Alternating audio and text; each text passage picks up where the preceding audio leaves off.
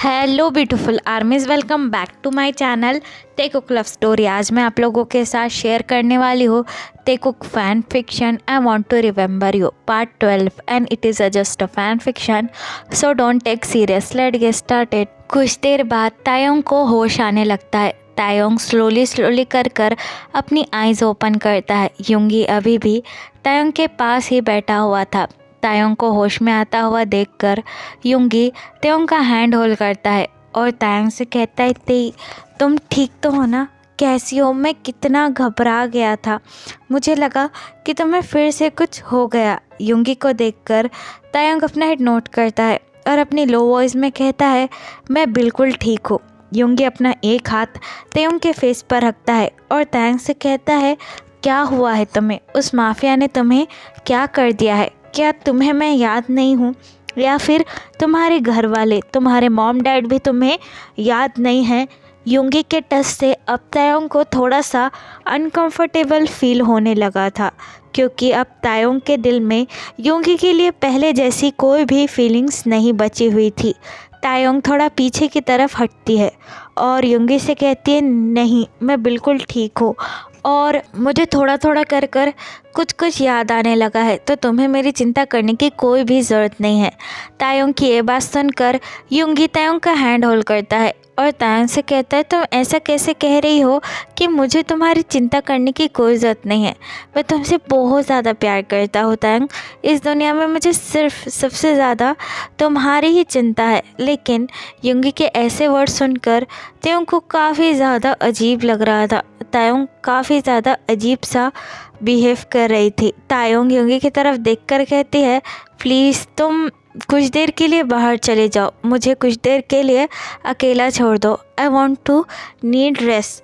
तायोंग की ये बात सुनकर युंगी अपना हेड नोट करता है और तायोंग से कहता है, ठीक है, मैं कुछ देर के लिए बाहर जा रहा हूँ, तुम अपना ख्याल रखना। ये कहकर युंगी वहाँ से बाहर निकल आता है। युंगी को बाहर आता हुआ देखकर तायोंग के डैड युंगी के पास आते हैं और युंगी से कहते, क्या हुआ? तायोंग ठीक तो है ना? युंगी अपना हेड नोट करता है और तायोंग के डैड से कहता है, हाँ, शी इज़ फाइन, लेकिन वो काफ़ी ज़्यादा अपसेट लग रही है। शायद उस माफिया ने उसे काफ़ी ज़्यादा टॉर्चर किया है। मुझे समझ में नहीं आ रहा कि मैं तायोंग के लिए ऐसा क्या करूँ जिसकी वजह से वो फिर से ठीक हो पाए। युंगी की ये बात सुनकर तायोंग के डैड युंगी से कहते हैं, तुम तायोंग को फिर से ऑफिस ज्वाइन करने के लिए कह दो। तायोंग के डैड की ये बात सुनकर युंगी काफ़ी ज़्यादा हैरत से उन्हें देखने लगता है और उनसे कहता है, क्या मैं तायोंग को फिर से ऑफिस ज्वाइन करने के लिए कहूँ? लेकिन वो अभी अभी ठीक हुई है, उसे मैं कैसे कह सकता हूँ? She need rest. युंगी की ये बात सुनकर तायोंग के डैड अपना हेड नोट करते हैं और युंगी से कहते हैं, हाँ, मुझे पता है कि तुम क्या कहना चाहते हो, लेकिन तायोंग के माइंड में भी कुछ बहुत ज़्यादा चल रहा होगा और उसे उन सब चीज़ों से डिस्ट्रैक्ट करने की ज़रूरत है। अगर वो कंपनी फिर से ज्वाइन कर लेगी तो कंपनी के काम में वो बिज़ी रहेगी और मैं नहीं चाहता हूँ कि मेरी बेटी के दिमाग में कोई भी पुरानी यादें रहे, तो तुम उसे कल ही ऑफिस लेकर चले जाओ। तायोंग के डैड की ये बात सुनकर युंगी अपना हेड नोट करता है और उनसे कहता है, ठीक है, जैसा आप चाहे। ये कहकर युंगी अपने बेडरूम में आता है, जहाँ पर जिमिन काफ़ी ज़्यादा रो रही थी। जिमिन को देखकर युंगी काफ़ी ज़्यादा कंफ्यूज हो जाता है और अपना एक हाथ जिमिन के शोल्डर पर रखकर कहता है, क्या हुआ Jimin? Why are you crying? Taeyong वापस आ चुकी है, क्या तुम्हें उसकी खुशी नहीं है? युंगी की ये बात सुनकर जिमिन युंगी का हैंड अपने शोल्डर पर से हटाती है और युंगी से कहती है, नहीं, मैं बिल्कुल भी खुश नहीं हूँ तायोंग के वापस आने से। जिमिन की ये बात सुनकर युंगी काफ़ी ज़्यादा शॉक और कंफ्यूज हो जाता है और जिमिन से कहता है, ये क्या कह रही हो? तायोंग इज़ योर बेस्ट फ्रेंड और तुम अपने दोस्त के लिए ऐसा कैसे कह सकती हो? जिमिन युंगी की तरफ देखकर कहती है, हाँ, मैं जानती हूँ तायोंग मेरी दोस्त है, लेकिन तुम क्या हो? यू आर माई हस्बैंड और तायोंग के आने से तुम मुझे बिल्कुल भूल गए हो। तुम ये भी भूल गए हो कि हमारी शादी हो चुकी है। यू स्टिल लव हर। मैं क्या करूँ युंगी? बोलो मुझे, मैं क्या मर जाऊँ? हाँ, you just use me.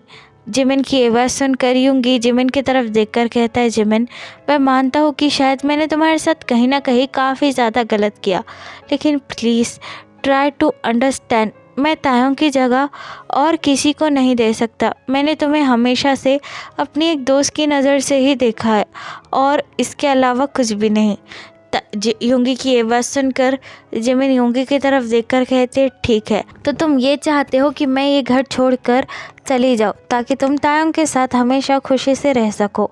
Jimin की ये बात सुनकर योंगी जिमिन की तरफ देखकर कहता है, why you talking so nonsense, मैंने ऐसा कब कहा। योंगी की ये बात सुनकर जिमिन योंगी से कहती है, तो ठीक है, वट डू यू वांट, मुझे साफ साफ बताओ, तुम्हें मैं चाहिए या फिर तायोंग। जिमिन की ये बात सुनकर योंगी जिमिन की तरफ देखकर कहता है, जिमिन फॉर गॉड्स से प्लीज़ कुछ देर के लिए चुप हो जाओ, अभी अभी तायोंग वापस आई है और मैं कोई भी तमाशा नहीं चाहता हूँ। जिमिन योंगी की तरफ देखकर कहती है, I understand, what do you want, मैं अब इस घर में नहीं रहूँगी, मैं जा रही हूँ, तुम लोगों ने बस मुझे यूज़ किया है, और रही बात डिवोर्स की तो मैं तुम्हें दे दूँगी। जिमिन के मुंह से ये बात सुनकर योंगी काफ़ी ज़्यादा शॉक हो जाता है और जिमिन से कहता है, Jimin what are you saying, are you mad. Jimin अपना हेड नोट करती है और योंगी से कहती है, हाँ, जो तुम सही समझो, I am going, I am leaving you. ये कहकर जिमिन योंगी का घर छोड़कर चली जाती है।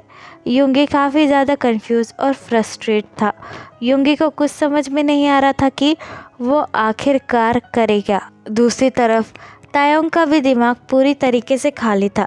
तायोंग को भी कुछ समझ में नहीं आ रहा था। तायोंग को अब ये घर बिल्कुल भी अपना नहीं लग रहा था।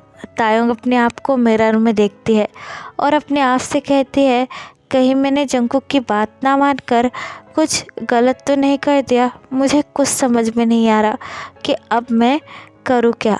नेक्स्ट डे योंगी तायोंग को ऑफिस ले जाने के लिए तायोंग के बेडरूम में आता है। तायोंग चुपचाप अपने बेडरूम में बैठी हुई थी और किसी से कुछ नहीं कह रही थी। योंगी तायोंग के पास आता है और तायोंग से कहता है, ते मेरे साथ चलो, हम दोनों ऑफिस जा रहे हैं। योंगी की ये बात सुनकर तायोंग काफ़ी ज़्यादा कंफ्यूज हो जाती है और योंगी से कहती है, क्या ऑफिस अचानक से, क्यों। तायोंग की ये बात सुनकर योंगी तायोंग से कहता है, हाँ, हमें ऑफिस जाना चाहिए। वैसे भी जब से तुमने कंपनी छोड़ी है, कंपनी के हाल कुछ ठीक नहीं है और तुम्हारे डैड भी ये चाहते हैं कि तुम फिर से कंपनी ज्वाइन कर लो। अगर तुम कंपनी के काम में बिज़ी रहोगी तो तुम्हारा माइंड भी डिस्ट्रैक्ट रहेगा और तुम्हें तो अपने ऑफिस का काम करना कितना ज़्यादा पसंद है, तो फिर चलो मेरे साथ। योंगी की ये बात सुनकर तायोंग अपना हेड नोट करती है और योंगी के साथ अपने ऑफिस चली जाती है। अपने ऑफिस में फिर से आके तायोंग को काफ़ी ज़्यादा अच्छा फील होता है क्योंकि तायोंग को अपनी कंपनी से काफ़ी ज़्यादा प्यार है और तायोंग के एम्प्लॉयज़ भी तायोंग को देखकर काफ़ी ज़्यादा खुश हो जाते हैं। योंगी तायोंग की तरफ देखकर कहता है, तुम अच्छी तरीके से काम करना, मैं अपने कंपनी में जा रहा हूँ और मैं तुम्हें रात में लेने भी आ जाऊँगा, ठीक है। ये कहकर योंगी वहाँ से चला जाता है। योंगी के जाने के बाद तायोंग फिर से अपना काम करने लगती है, लेकिन तायोंग को अचानक से चक्कर आने लगते हैं और काफ़ी ज़्यादा डिजीनेस भी फील होने लगता है। तायोंग की तबीयत बिगड़ती हुई देखकर तायोंग की सेक्रेटरी इमीडिएटली तायोंग के पास आती है और तायोंग से कहती है, मैम आर यू ओके, आप ठीक तो है ना। तायोंग अपना हेड नोट करती है और अपने सेक्रेटरी से कहते हैं, यस आई एम फाइन, लेकिन पता नहीं अचानक से क्या हो गया, मेरा सिर काफ़ी ज़्यादा भारी लग रहा है और मुझे कुछ अच्छा भी फील नहीं हो रहा है। तायोंग की ये बात सुनकर तायोंग की सेक्रेटरी तायोंग से कहती है, ओ अगर आपको बिल्कुल भी अच्छा फील नहीं हो रहा है तो आप डॉक्टर के पास क्यों नहीं जाती, डॉक्टर के पास जाकर अपना इलाज कीजिए। वैसे भी मैंने सुना है कि आपकी तबीयत कुछ ठीक नहीं है। अपने सेक्रेटरी की ये बात सुनकर तायोंग उससे कहते हैं, नहीं मैं ठीक हूँ, बस मुझे थोड़ा सा रेस्ट चाहिए। लेकिन तायोंग की सेक्रेटरी तायोंग से कहती है, नहीं मैम, आपकी हालत कुछ ठीक नहीं लग रही है, आप चाहो तो मैं आपको हॉस्पिटल लेकर जा सकती हूँ। वैसे भी मैंने सुना है कि आपकी मेमोरी लॉस हो चुकी है, तो इसलिए आपको मैं बार बार फोर्स कर रही हूँ। आई डोंट वांट कि आपको कुछ हो। अपने सेक्रेटरी की ये बात सुनकर तायंग अपना हेड नोट करती है और हॉस्पिटल आ जाती है। डॉक्टर अच्छी तरीके से तायंग को चेक करती है और तायंग से कहती है, congratulation Miss Kim Taeyang, are you 2 week pregnant. Doctor की ये बात सुनकर त्यों काफ़ी ज़्यादा शॉक हो जाती है और डॉक्टर से कहती है, क्या आप ये क्या कह रही है, मैं प्रेग्नेंट हूँ। डॉक्टर अपना हेड नोट करती है और तायंग से कहती है, हाँ आप 2 वीक की प्रेग्नेंट है, लेकिन बी केयरफुल, आपकी बॉडी काफ़ी ज़्यादा वीक है, सो आपको एक्स्ट्रा केयर करना पड़ेगी। ये कहकर डॉक्टर वहाँ से चली जाती है। डॉक्टर के जाने के बाद त्यों काफ़ी ज़्यादा परेशान हो जाती है। तायंग को समझ में नहीं आ रहा था कि वो आखिरकार करे क्या। तभी तायंग की सेक्रेटरी वहाँ पर आ जाती है और तायंग से कहती है, मैम मैंने सुना कि आप प्रेग्नेंट हो। तायंग अपने लोअर लिप को बाइट करती है और उससे कहती है, हाँ लेकिन तुम प्लीज़ ये बात किसी को मत बताना, मैं तुमसे रिक्वेस्ट करती हूँ। तायंग की ये बात सुनकर तायंग की सेक्रेटरी अपना हेड नोट करती है और तायंग से कहती है, चिंता मत कीजिए मैम, मैं किसी को भी ये बात नहीं बताऊंगी। यू कैन बिलीव मी और आई कैन अंडरस्टैंड यू। आपके साथ इतना कुछ हो चुका है, लेकिन अब आप क्या करेगी मैम? क्या आप फिर से उस माफिया के पास वापस चली जाएगी? अपने सेक्रेटरी की ये बात सुनकर तायंग उसकी तरफ देखकर कहते हैं, नहीं, मैं उस इंसान के पास वापस नहीं जाऊंगी जिसने मुझे इतना बड़ा धोखा दिया है। मुझे ऑफिस ले चलो। तायंग की ये बात सुनकर तायंग की सेक्रेटरी तायंग से कहती है, लेकिन मैम आपको अभी घर जाना चाहिए, आप प्रेग्नेंट हो तो यू नीड रेस्ट। अपनी सेक्रेटरी की ये बात सुनकर तायंग उसकी तरफ देखकर कहती है, मेरा उस घर में जाने का भी कोई मन नहीं है, प्लीज़ मुझे ऑफिस ले चलो।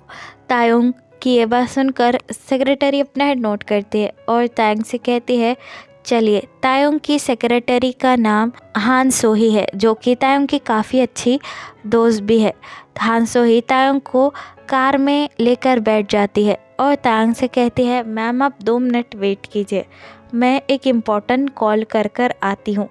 ये कहकर हान सोही तायंग से थोड़ा दूर हो जाती है और किसी को कॉल करने लगती है। दरअसल जे-होप ने हान सोही को पैसे ऑफ़र किए थे ताकि वो तायंग की सारी खबरें उसे दे दिया करे। हान सोही जे-होप को कॉल कर बता देती है कि तायंग वॉज प्रेग्नेंट। जे-होप को सारी इन्फॉर्मेशन देने के बाद हान सोही तायंग को लेकर वहाँ से चली जाती है। जे-होप जंगकुक के पास आता है, जो कि अपने कमरे में बैठकर तायंग की तस्वीरें देख रहा था। जे-होप जंगकुक के पास आकर कहता है, मुझे अभी अभी तायंग के सेक्रेटरी ने कुछ बताया है।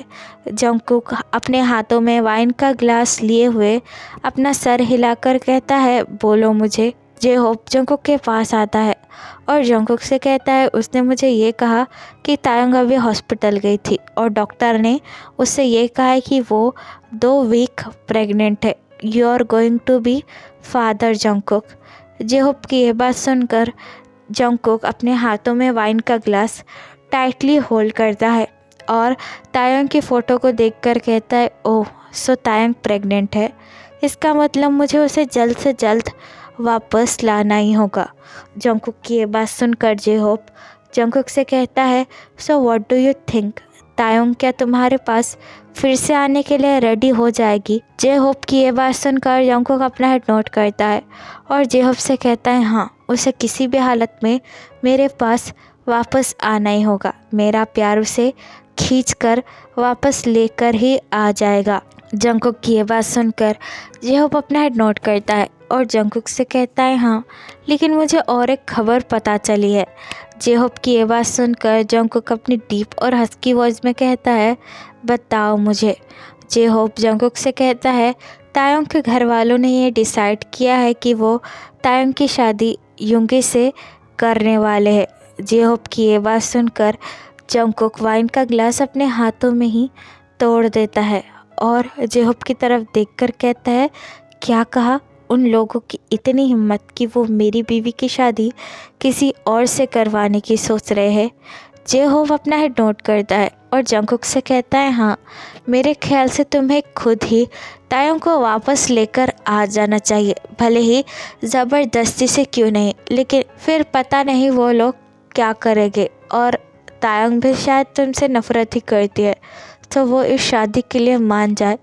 जेहोव की ये बात सुनकर जंगकुक जेहोव से कहता है, नहीं, तायोंग ऐसा कभी नहीं कर सकती। आई नो, मैंने उसे काफ़ी ज़्यादा तकलीफ़ पहुंचाई है, लेकिन मैं ये बात भी काफ़ी अच्छे तरीके से जानता हूँ कि तायोंग मुझसे अभी भी प्यार करती है।